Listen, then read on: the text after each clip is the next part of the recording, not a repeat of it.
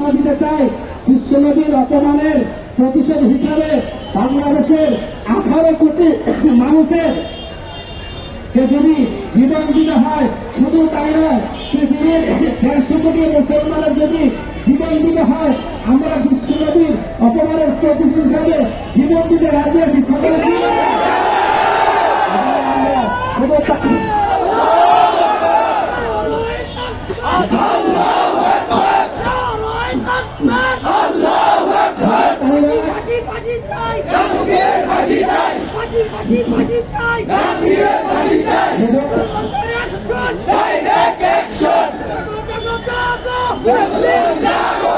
শুধু তাই নয়, 1947 সালের 14-15 আগস্ট ভারত স্বাধীন হওয়ার পর থেকে নিয়ে অত্যাবধি 70 বছর পর্যন্ত শুধু মুসলিম অধ্যুষিত কাশ্মীর সহ সারা ভারতের লক্ষ লক্ষ মুসলমানদেরকে শহীদ করে দেওয়া হয়েছে।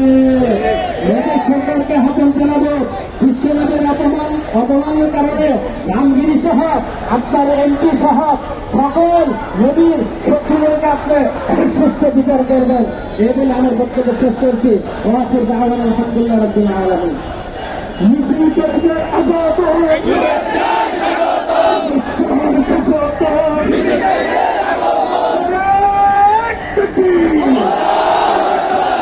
এই পর্যায়ে বক্তব্য রাখছেন মাওলানা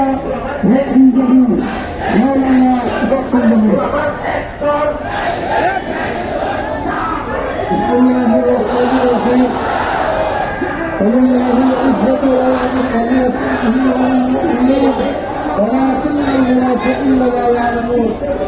সম্মানিত সাথীবৃন্দ, সম্মানিত আজকে রসুল, আমরা ইতিমধ্যে বলেছি আমাদের রসুল বিশ্বনবী মুহাম্মদুর রাসূলুল্লাহ সাল্লাল্লাহু আলাইহি ওয়াসাল্লামের অবমাননা করা হয়েছে। আমরা অবিলম্বে 31 তারিখে শাস্তি চাই। আমরা আজকে গোটা বিশ্বের মুসলমান থেকে উঠেছি, আমাদের রসুলের ইজ্জত দিয়ে সেদিকে করলে আর আমরা বসে থাকবো, তা পশ্চিম দলেও হতে পারে না। আমরা বিশ্ব দরবারে বিশেষ করে বর্তমান জাতিসংঘে আমাদের প্রধান উপদেষ্টা আছেন, তার মাধ্যমে আমরা বিশ্বজুড়িদের কাছে বিচার চাই। অবিলম্বে দৃষ্টান্তমূলক শাস্তি দিয়ে রাসূলুল্লাহ সাল্লাল্লাহু আলাইহি ওয়াসাল্লামের ইজ্জতকে আমরা সমুন্নত করতে চাই। এর জন্য যদি প্রয়োজন হয়, আমরা আমাদের দিকে কাদা রক্ত ঢেলে দিয়ে হলেও আমরা আমাদের নবীদের ইজ্জতকে আমরা রক্ষা করে আলহামদুলিল্লাহ রাব্বিল আলামিন।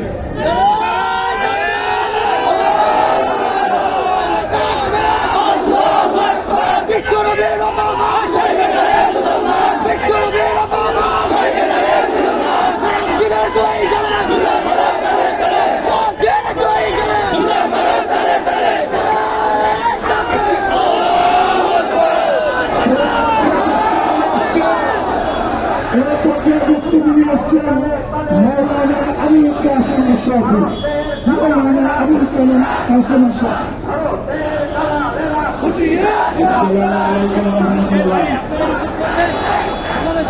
সম্মানিত মুজাহিদ ভাইরা, আপনাদেরকে আমি আজকে বক্তব্যের জন্য দাঁড়াই নাই।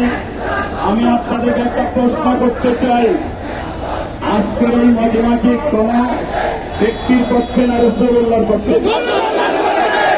আমি আপনাদেরকে প্রশ্ন করতে চাই, এই বাংলাদেশের মুসলমান আজকে জেগেছে নবীর ইজ্জতের জন্য, পয়গম্বরের ইজ্জতের জন্য প্রত্যেকটা মানুষ জীবন দিতে তৈরি কথা ঠিক আছে।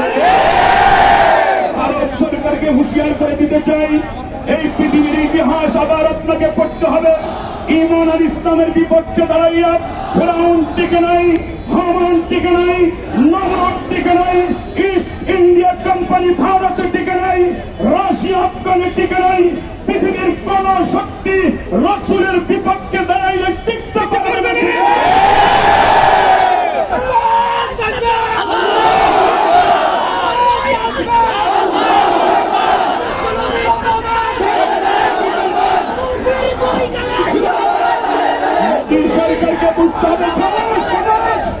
মোদী সরকারকে বুঝতে হবে, আর যদি পয়গম্বরের ব্যাপারে যারা কটূক্তি করেছে, সিদ্ধান্ত গ্রহণ করতে দেরি করে, বাংলার ইতিহাস বড় তাজা, মানুষের বেশি যদি শোষণ মুক্ত সমাজের জন্য জীবন দিতে পারে এবং প্রমাণ করে তারা ইমানের পক্ষে আছে, 25,000 লোক যদি বন্ধুত্ব বরণ করে হাসতে পারে, তাহলে রসুলের পক্ষে 25 লক্ষ জীবন দিলেও পিছপা হবে না।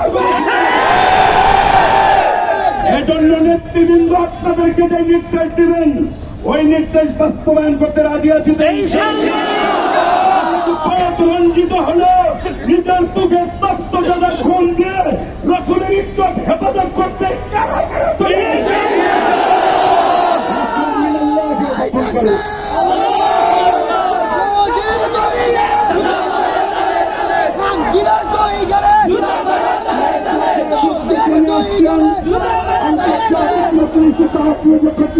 বাংলাদেশের কেন্দ্রীয় অর্থ সম্পাদক মৌলানা ইউনুস থানি।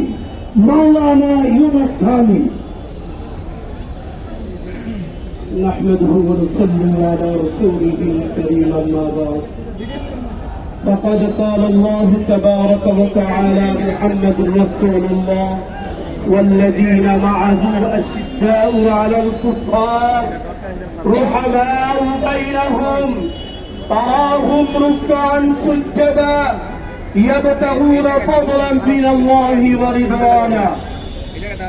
সম্মানিত মুজাহিদিন কেরাম, অত্যন্ত ভারাক্রান্ত হৃদয় নিয়ে আজকে আমরা এখানে একত্রিত হয়েছি।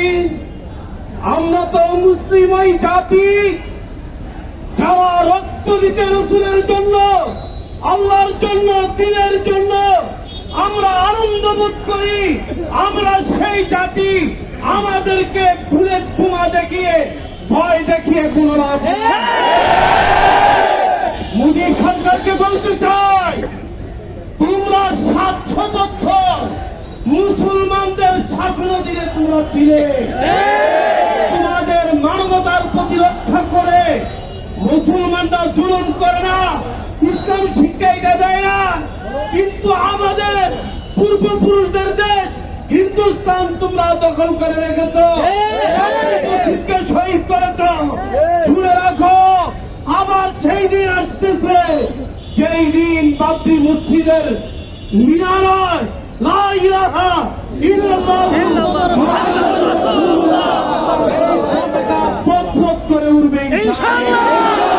আমাদেরকে শাসন করবো ইনশাআল্লাহ। বাপদাদার সম্পত্তি আমরা দখল করবোই করবো ইনশাআল্লাহ।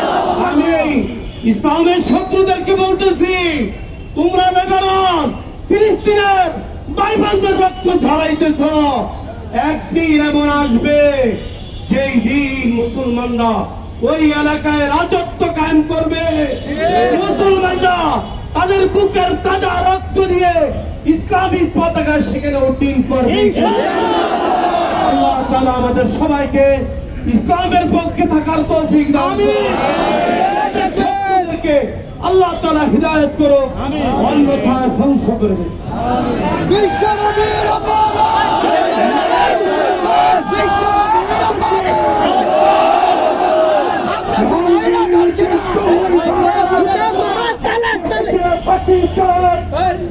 ফাঁসি চাই। মুফতি সুলতান ভাইয়ের নেতৃত্বে শাহজাহানপুর থেকে এক বিশাল মিছিল আমাদের সাথে একত্রিত হয়েছে। নারায়ে তাকবীর। এই পর্যায়ে বক্তব্য নিয়ে আসছেন আন্তর্জাতিক মজলিস তাহফিজ ও খতম নবুয়ত বাংলাদেশের কেন্দ্রীয় সহকারী সম্পাদক মুফতি সুলতান আহমদ জাফর। نحمده ونصلي على رسوله الكريم أما بعد। আজকে আন্তর্জাতিক মজলিসে তাহফিজ ও খতম নবুয়ত কর্তৃক আয়োজিত অধ্যকার প্রতিবাদ সমাবেশের সম্মানিত সভাপতি, মঞ্চে উপস্থিত উলামায়ে কেরাম ও আমার সামনে বিভিন্ন থানা থেকে, বিভিন্ন ওয়ার্ড থেকে আগত বিক্ষুব্ধ জনতা, আপনারা জানেন আজকে কয়েকদিন আগেই রামগিরি নামক এক কুখ্যাত মুদির দালাল আজ থেকে কয়েক সপ্তাহ আগে আমার আপনার নবী জনাবে মুহাম্মদুর রাসূলুল্লাহ কঠিন বেয়াদবি করেছে, ওখানে মুসলমানরা তাকে সময় দিয়েছিল। অত্যন্ত আফসোসের বিষয়, আজ পর্যন্ত তাকে গ্রেফতার করা হয় নাই। সংগ্রামী সাথী ও বন্ধুগণ, আজকে 200 কোটি মুসলমানের হৃদয়ে রক্তক্ষরণ হচ্ছে। ভারতের কসাই মোদীকে স্পষ্ট ভাষায় জানিয়ে দিতে চাই, অনতি বিলম্বে যদি রামগিরিকে গ্রেফতার করা হয়, বাংলাদেশে ভারতীয় দূতাবাস রাখা হবে না।